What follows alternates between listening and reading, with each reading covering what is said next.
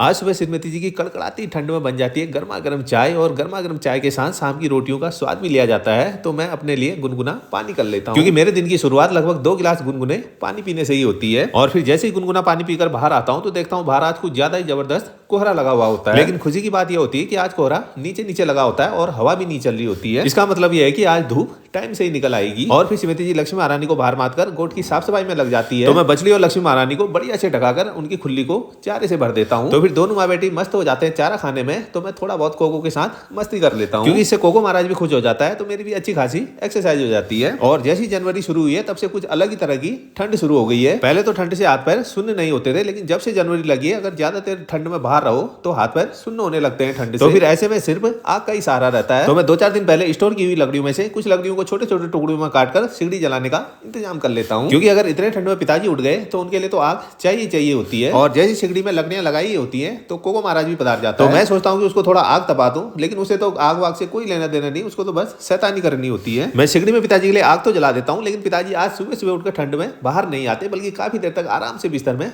लेटे रहते हैं। ये देखकर मुझे भी काफी अच्छा लगता है। और फिर जैसे कि आज सुबह लग रहा था कि सूर्यदेव के आज जरूर दर्शन होंगे, तो थोड़ी देर बाद चमचमाते हुए सूर्यदेव के दर्शन भी हो जाते हैं। और सूर्यदेव के निकलते ही कोहरे के साथ साथ ठंड भी कहीं छूमंतर हो जाती है। राधे राधे।